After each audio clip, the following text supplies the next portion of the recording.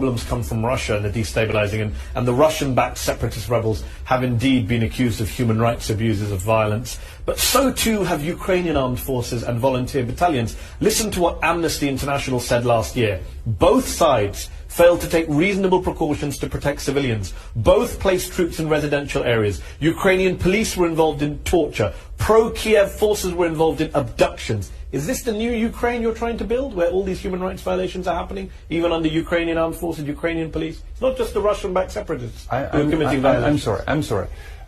Where's the reason of conflict? Can you give me an answer? Where's the reason for conflict? That doesn't justify human rights abuses, though, does it? No. You can fight them without carrying out torture, abductions. From the beginning. This is what Amnesty is saying. From the beginning. Right now, the right radicals come to the power. The people who hated Russians in Ukrainian government. I told the clear answer how we can hate Russians. I am hate Russians. My father is Ukrainian, my mother is Russian. In my body is Russian. And there have been allegations that there are neo-Nazis fighting in volunteer units against Russia. Nazis fighting. It's not true. It's everything is propaganda war.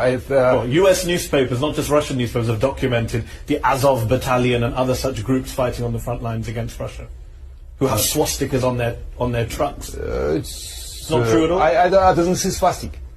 I talk to the people. We defend our territory. We defend. And what about the human rights violations? What do you say about Amnesty? We defend our country. What about the torture, the abductions, the not protecting civilians, placing troops? Please, Amnesty, Human Rights Watch. I don't know what from you take this information. Amnesty International. You've heard of Amnesty International? I'm sorry. I come from Ukraine. Okay, but Amnesty International is a global NGO. Human Rights Watch. Good example. I meet very high, just a couple of weeks ago in Davos, I meet very high position Russians, and they asked me, you know what is the people with the weapons, with machine guns going to the street in the Kiev? I told them, I'm sorry, I come from Kiev. What from you take this information? They told me, you know what? So you say the Ukrainian forces have committed any human rights? The right answer. They create the story and believe the story. Okay, so you reject Human Rights Watch, you reject Amnesty International's reports about Ukrainian armed forces. I don't have information. I live in Ukraine.